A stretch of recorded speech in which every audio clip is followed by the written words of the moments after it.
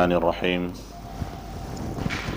الحمد لله رب العالمين والعاقبة للمتقين والصلاة والسلام على أشرف الأنبياء والمرسلين محمد وعلى آله وأصحابه أجمعين أما بعد فأعوذ بالله من الشيطان الرجيم بسم الله الرحمن الرحيم وما آتاكم الرسول فخذوه وما نهاكم عنه فانتهوا واتقوا الله إن الله شديد العقاب صدق الله العظيم وبلغنا رسوله الكريم۔ میرے نہایت ہی محترم اور مشفق جناب بھائی فواد باڑی صاحب اور اس ادارہ حسین حبیب کے تمام ہی شرکائے کار، اللہ تبارک و تعالی شانہ آپ سب کو اپنے فضل اور کرم کا سایہ ہمیشہ کے لیے عطا فرمائے، اور ہم سب کو اللہ تعالی عافیت والی زندگی، عافیت والی آخرت عطا فرمائے۔ چند منٹ کی گفتگو میں ایک تو آیت کریمہ اللہ تعالیٰ نے ذہن میں ڈالی جو سورہ حشر کی آیت ہے، آپ کے سامنے پڑھی گئی ہے۔ اس آیت کا مفہوم یہ ہے کہ رسول صلی اللہ علیہ وسلم جو چیزیں آپ کو دے دیں ان چیزوں کو اختیار کر لو۔ وہ تعلیمات ہیں، وہ اخلاق ہیں، وہ معاملات ہیں، وہ معاشرت ہے، وہ چھوٹے بڑوں کے ساتھ برتاؤ ہے، یعنی زندگی گزارنے کے جتنے بھی طور طریقے ہیں، رسول اللہ صلی اللہ علیہ وسلم جو چیزیں بتائیں ان کو عملاً اختیار کر لو، اور جن چیزوں سے منع کریں ان سے رک جاؤ۔ وما نہاکم عنہ فانتہوا، یہ اللہ فرما رہے ہیں۔ اور اس کے بعد فرمایا واتقوا اللہ، پھر اللہ سے ڈرتے بھی رہو، اللہ سے ڈرتے بھی رہو، ان اللہ شدید العقاب۔ تو اب اس آیت کریمہ کا مفہوم ہمارے ذہن میں ایک سادہ سا آ گیا کہ رسول صلی اللہ علیہ وسلم کی زندگی جو ہے وہ اصل میں ہماری عملی زندگی کی گائیڈ لائن ہے۔ ہم اس پر اگر صحیح چلتے ہیں تو ہماری زندگی کامیاب ہے، اور اگر ہم اس پر نہیں چلتے ہیں تو ہماری زندگی کامیاب نہیں ہے۔ بخاری شریف کی ایک حدیث اس حوالے سے میرے ذہن میں آئی۔ سرکار دو عالم صلی اللہ علیہ وسلم ارشاد فرماتے ہیں کہ 4 باتیں ایسی ہیں جو نفاق کی علامتیں ہیں۔ اگر کسی شخص میں یہ 4 باتیں پائی گئیں تو وہ منافق ہو گیا۔ ان 4 میں سے کوئی ایک بات کسی میں پائی گئی تو اس میں منافقت کی ایک علامت پائی گئی، یہاں تک کہ اسے وہ چھوڑ دے۔ فرمایا وہ 4 باتیں کیا کیا ہیں؟ نمبر 1، جب گفتگو کرے تو جھوٹ بولے۔ نمبر 2، جب اس کے پاس کوئی امانت رکھی جائے تو اس میں وہ خیانت کرے۔ نمبر 3، جب وہ کسی سے وعدہ کرے تو وعدہ پورا نہ کرے، وعدہ خلافی کر جائے۔ نمبر 4، جب کسی سے کوئی جھگڑے کی کیفیت بنے تو اس میں گالم گلوچ پہ اتر آئے۔ یہ 4 باتیں ایسی ہیں جن 4 باتوں کو رسول صلی اللہ علیہ وسلم نے منافق کی علامات قرار دی ہیں۔ لہذا ان 4 باتوں کی تفصیل تھوڑی سی عرض کر کے میں خود بھی نیت کرتا ہوں، آپ سب سے بھی یہی ہے کہ آپ سب نیت کریں کہ ان 4 باتوں سے ہم پرہیز کرنے کی پوری کوشش کریں گے، سب کو انشاءاللہ۔ تو سب سے پہلی بات کیا ہے؟ اذا حدث کذب، جب گفتگو کرے تو جھوٹ بولے۔ معلوم یہ ہوا کہ جھوٹ بولنا جو ہے وہ سرکار دو عالم صلی اللہ علیہ وسلم کی نظر میں یہ نفاق کی نشانی ہے، منافق کی علامات میں سے ایک علامت ہے۔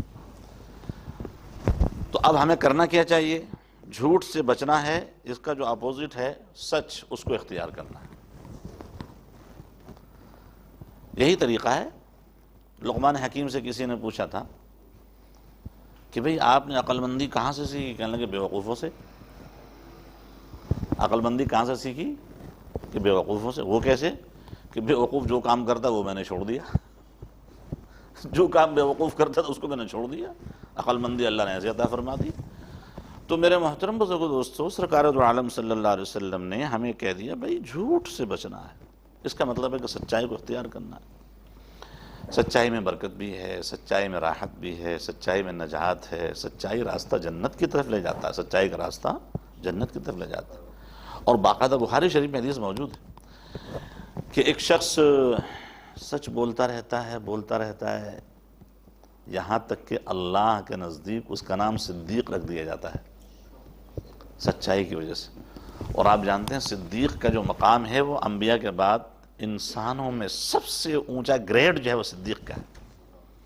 تو سچائی اتنی اہم صفت ہے جو انسان کو بالکل یعنی کہ صدیقین کے درجے میں پہنچا دیتی ہے۔ اور فرمایا کہ سچائی جو ہے وہ نیکی ہے، اور نیکی کا راستہ جنت کی طرف جاتا ہے۔ دوسری طرف حضور نے فرمایا جھوٹ جو ہے، ایک آدمی جھوٹ بولتا رہتا ہے یہاں تک کہ اللہ کے ہاں اس کا نام کذاب لکھ دیا جاتا ہے۔ اور فرمایا یہ کذب جو ہے یہ فجور ہے۔ کذب کا تعلق ہے تو زبان سے ہے، لیکن اللہ کے رسول فرما رہے یہ بدکاری ہے، زبان سے بھی بدکاری ہوتی ہے۔ ہمیں سوچنا ہے کہ بدکاری صرف ہاتھوں سے نہیں ہوتی، زبان سے بھی ہوتی۔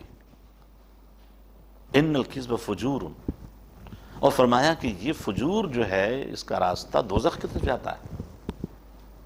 لہذا ہمیں ضرورت اس بات کی ہے کہ ہم کذب سے بچیں، جھوٹ سے بچیں، اور سچائی کو اختیار کریں، اپنے ماحول میں اس کو فروغ دیں۔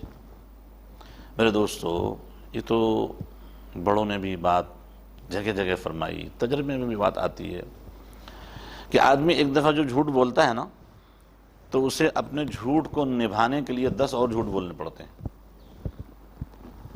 اور جو لوگ فیس ریڈنگ جانتے ہیں وہ جھوٹے آدمی کا چہرہ دیکھ کر 1 منٹ میں بتا دیتے ہیں کہ بندہ غلط ہے اور یہ صحیح نہیں ہے، اس لیے کہ اس کے چہرے پر خود بخود ایک تغیر آتا ہے، کچھ تبدیلی آتی ہے، پتہ چل جاتا ہے کہ بندہ جو ہے وہ درست نہیں ہے۔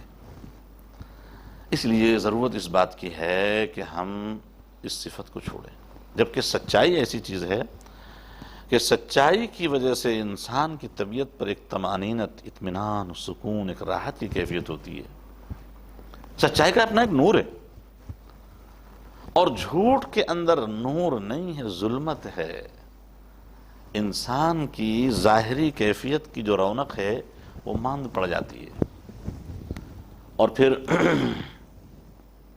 جھوٹ کے چھوڑنے کی وجہ سے انسان بہت ساری برائیوں سے بچ جاتا ہے۔ چنانچہ ایک روایت کا کچھ خلاصہ عرض کرتا ہوں۔ سرکار دو عالم صلی اللہ علیہ وسلم کی خدمت میں ایک صاحب آئے کہ حضور میں بڑا گنہگار ہوں، میں توبہ طائب ہو کر کے آپ کے راستے پر آنا چاہتا ہوں۔ حضور نے فرمایا اچھا بھائی ٹھیک ہے، آپ کو 2 کام کرنے چاہیے۔ ایک کام تو یہ ہے کہ آپ روزانہ میرے پاس یہاں آیا کریں، جب نشست ہوتی ہے احباب بیٹھے ہوتے ہیں آپ بھی آگے بیٹھ جایا کریں، ایک تو کام یہ کرنا ہے۔ دوسرا کام یہ کرنا ہے کہ آج سے آپ جھوٹ بولنا چھوڑ دیں۔ کہ حضور بالکل تو کوئی مسئلہ ہی نہیں ہے۔ اب وہ سوچ رہے تھے کہ شاید حضور مجھے کہیں گے کہ جی وہ فلاں گناہ بھی چھوڑ دو، تو شراب بھی چھوڑ دو، تو یہ بھی چھوڑ دو، تو بڑے بڑے گناہ تو حضور نے کچھ بولے نہیں، صرف یہ بولا کہ بھائی آپ جھوٹ چھوڑ دو اور میری مجلس میں روزانہ کی حاضری کی ترتیب بناؤ، بس۔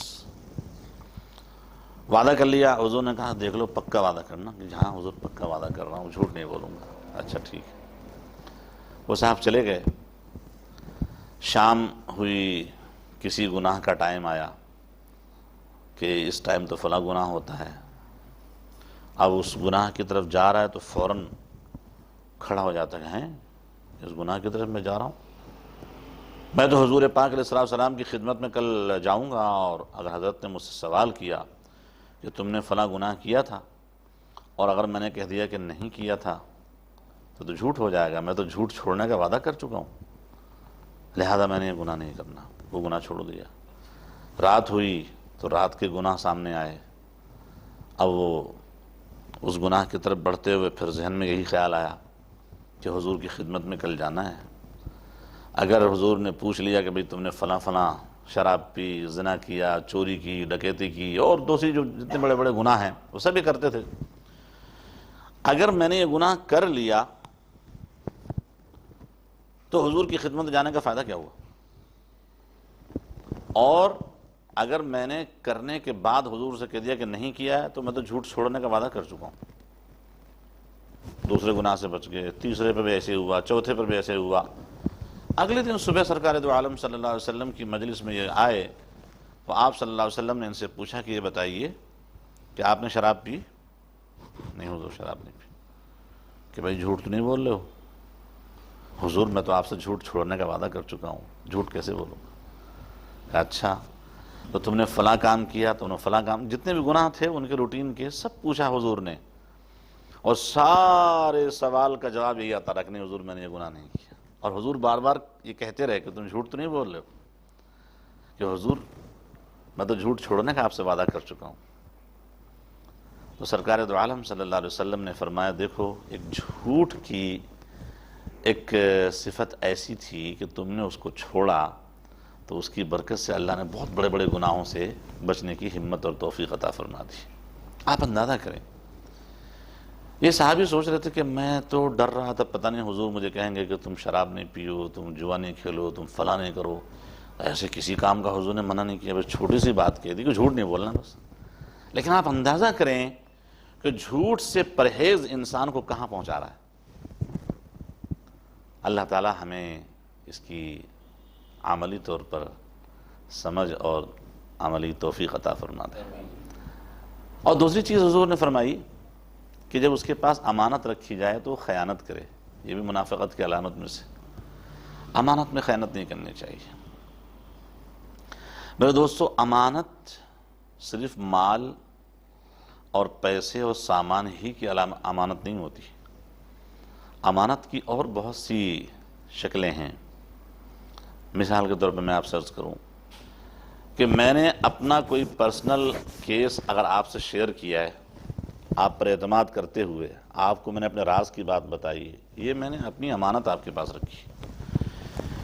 آپ کی امانت داری کا تقاضا یہ ہے کہ میری باتوں کو کہیں آپ شیئر نہ کریں، یہ امانت کی شکل ہے۔ راز کسی کا جو ہوتا ہے وہ بھی امانت ہے، کسی کا راز ہمیں معلوم ہوا، اس راز کو ادھر ادھر شیئر نہیں کرنا چاہیے، یہ خیانت ہے، اور یہ خیانت حضور فرما رہے ہیں کہ نفاق کی علامات میں شمار ہوتی ہے، اس سے بچنا ہے ہمیں۔ اور میرے دوستو مال کے اندر جو امانت داری ہے وہ اس کا مفہوم تو عام ہے، لوگ سمجھتے ہیں کہ بھئی کسی نے کسی کے پاس کچھ رقم رکھوا دی، کوئی سونا چاندی رکھوا دیا، کوئی سامان رکھوا دیا، کوئی چیز رکھوا دی، بھئی یہ امانت ہے میں ذرا سفر پہ جا رہا ہوں آ کے لے لوں گا۔ اب اس میں کوئی شخص جو ہے خیانت کرے تو واضح ہے تو خیانت ہے، لیکن خیانت اور امانت کا مفہوم اس سے بھی آگے ہے۔ جیسے میں نے آپ سے عرض کیا راز، حضرت نبی کریم صلی اللہ علیہ وسلم نے ارشاد فرمایا، مسلم شریف میں حدیث موجود ہے کہ قیامت آنے سے پہلے سب سے پہلی جو چیز دنیا سے اٹھا لی جائے گی وہ ہے نمازوں کا خشوع، دوسرے نمبر پر امانت۔ فرمایا امانت بھی اس طریقے سے اٹھا لی جائے گی کہ لوگ ڈھونڈیں گے کہ کسی بستی میں، کسی آبادی میں، کسی محلے میں کوئی امین شخص موجود ہے کہ نہیں، تو لوگ مثال دے گا ہاں بھئی فلاں محلے میں ایک شخص سننے میں آتا ہے امین ہے، یعنی امانت اس قدر جو ہے وہ ناپید ہو جائے گی کہ امانت دار لوگ ملیں گے ہی نہیں۔ اب آپ اندازہ کیجئے کیا صورتحال ہے۔ میرے دوستو امین آدمی جو ہوتا ہے اس کا اعتماد لوگوں کے لیے بہت اونچا ہوتا ہے، بہت اونچا ہوتا ہے۔ ہمارے نبی علیہ السلام مکی زندگی میں جب تک نبی نہیں بنائے گئے تھے، 40 سال کی عمر گزاری ہے آپ نے، 40 سال کے بعد نبوت ملی، اس 40 سالہ زندگی میں آپ کی یہ دو صفتیں بہت مشہور تھیں، آپ سچے بھی تھے، آپ امین بھی تھے۔ آپ کے پاس آپ کے مخالفین جو بعد میں مخالف بن گئے وہ بھی اپنی امانتیں رکھ کے جاتے تھے. تو حضور پاک علیہ السلام کی گویا کہ بالکل ابتدائی صفات میں سے ہے امانت داری. ہمیں اس کا خیال کرنا چاہیے، کبھی خیانت نہیں کرنا چاہیے. اللہ تبارک و تعالی شانہ ہمیں خیانت سے بچنے کی توفیق عطا فرمائے. اور خیانت کے بڑے نقصانات. اللہ تعالی ہم سب کی حفاظت فرمائے. انشاءاللہ کبھی تفصیل سے عرض کروں گا. آج میرے ذہن میں تھوڑا سا یہ ہے کہ اختصاراً بات کروں. تیسری چیز جو ہے وہ ہے وعدہ خلافی. ہم جب کسی سے وعدہ کرتے ہیں، چاہے زبانی وعدہ کریں چاہے تحریری وعدہ کریں، کوشش کرنی چاہیے کہ اس وعدے کو پورا کیا جائے. اللہ فرماتے ہیں اوفوا بعہد اللہ اذا عاہدتم ولا تنقضوا الایمان بعد توکیدہا. جو وعدہ کرو اس کو پورا کرو. کل قیامت کے دن جو وعدہ خلافی کرنے والا شخص ہے، حدیث شریف میں آتا ہے سرکار دو عالم صلی اللہ علیہ وسلم نے ارشاد فرمایا کہ جہاں یہ شخص کھڑا ہوگا نا وعدہ خلافی والا، اللہ تعالیٰ اس کے ساتھ ہی ایک جھنڈا بڑا سا بلند کر دیں گے. اس جھنڈے پہ لکھا ہوگا کہ یہ غدار ہے. غدار کہتے کسے ہیں؟ وعدہ توڑنے والے کو غدار کہتے ہیں. غدر کیا چیز ہے؟ غدر یہی ہے کہ وعدہ وفا نہ کرے. تو سرکار دو عالم صلی اللہ علیہ وسلم فرما رہے ہیں اس جھنڈے کو دیکھ کر کے لوگ سمجھ جائیں گے کہ یہ جو ہے وعدہ خلافی کرنے والا شخص ہے. نہایت رسوائی کا مقام. پوری انسانیت وہاں جمع ہوگی اور ایک عہد شکنی کرنے والے شخص، وعدہ خلافی کرنے والے شخص کے لیے اللہ تعالیٰ علامت کے طور پہ جھنڈے کھڑے کر دیں گے. کتنی بڑی رسوائی کا مقام ہے. اس لیے ضرورت اس بات کی ہے کہ ہم لوگ اس طرف توجہ کریں اور وعدہ خلافی سے بچیں. وعدہ خلافی کرنے والے لوگ نہ صرف یہ کہ اپنا نقصان کرتے ہیں، دوسروں کے لیے بھی نقصان دہ ثابت ہوتے ہیں. یہاں کئی دفعہ ایسا ہوتا ہے، کئی دفعہ کیا اب تو عادت سے بن گئی ہے ہمارے ہاں، تقریبات کے لیے جو دعوت نامے شائع ہوتے ہیں اور تقریبات میں جو ٹائم لکھا جاتا ہے اس کی پابندی کون کرتا ہے؟ اللہ ماشاء اللہ ہزاروں میں کوئی اکا دکا لوگ ہوں گے، ہیں ایسے جو وقت کی پابندی کرتے ہیں، ورنہ اکثر لوگ نہیں کرتے پابندی. یہ بھی وعدہ خلافی ہے. تو ہمیں ایسا کرنا ہی نہیں چاہیے. کسی سے ہم کوئی معاہدہ کرتے ہیں، ایگریمنٹ کرتے ہیں، اس کی ہمیں پابندی کرنی چاہیے. حضرت نبی کریم صلی اللہ علیہ وسلم کی زندگی میں اس کی مثالیں موجود ہیں. ایک یہودی سے آپ صلی اللہ علیہ وسلم نے ایک دفعہ کچھ جو غالباً ادھار لی، اور جو دن متعین ہوا تھا وہ دن پورا ہونے میں 2 دن باقی تھے. وہ یہودی آ گیا اور آ کر کے حضور پاک علیہ السلام سے بڑے گستاخانہ انداز میں پیش آیا کہ آپ آل عبد المطلب اسی طریقے سے لوگوں کے ساتھ ٹال مٹول کرتے رہتے ہیں اور وعدہ خلافی کرتے ہیں. اور آ کر کے اس نے حضور کا گریبان پکڑ لیا. اب عمر فاروق رضی اللہ عنہ وہاں موجود تھے. عمر فاروق رضی اللہ تعالیٰ عنہ کہنے لگے حضور اشارہ دیجئے، میں اس کی گردن اڑا دیتا ہوں. ابھی یہ کیا کر رہا ہے آپ سے وقت؟ حضور نے فرمایا نہیں عمر، یہ صاحب حق ہے. صاحب حق کو بات کرنے کا بھی حق ہے، اس کو بات کرنے دو. اب اس کے بعد حضور پاک علیہ السلام نے فرمایا اچھا بھائی ٹھہر جا، میں تیری بات سنتا ہوں. حضور نے فرمایا کہ جو تیرا میرا وعدہ ہوا تھا قرض واپس کرنے کا، اس میں 2 دن باقی، تو 2 دن پہلے آ گیا، لیکن کوئی بات نہیں، ہم تجھے چیز ادا کرتے ہیں. اور اپنے صحابہ کو کہا جاؤ بھائی اس کا قرض ادا کرو، اور اس نے جو میرے ساتھ بدتمیزی کی ہے اس بدتمیزی کا بدلہ ہے کہ تھوڑا سا مزید اس کو دے دو، تھوڑی مقدار اور زیادہ دے دو. تو وہ یہودی تھا، اس نے کہا کہ حضور میں تو آپ کو چیک کرنے کے لیے آیا تھا، میں نے آپ کے بارے میں توریت میں جو کچھ پڑھا تھا تو اس میں سے کچھ چیزیں تو میں نے آپ نے چیک کر لیں. یہ ایک چیز باقی تھی کہ آپ کے غصے پر آپ کا حلم جو ہے وہ غالب ہوگا، وہ میں نے دیکھ لیا. حالانکہ میں نے جان بوجھ کر آپ کو غصے میں مبتلا کرنا چاہا لیکن آپ غصہ نہیں ہوئے. تو حضور بس میں نے سارے علامات چیک کر لی، اب آپ مجھے کلمہ پڑھا لیجیے، میں تو اسلام قبول کرنے کے لیے آیا ہوں. تو میرے عزیزو، امانت داری اور وعدے کا پاس رکھنا، سچائی کا اہتمام کرنا، اور اسی طریقے سے خدا نخواستہ کبھی کسی سے کوئی رنجش بد کلامی کا موقع پیش آ جائے تو اللہ تعالیٰ فرماتے ہیں جادلہم باللتی ہی احسن، اچھے طریقے سے کسی سے کوئی اختلافی بات کرو، اچھے طریقے سے کرو۔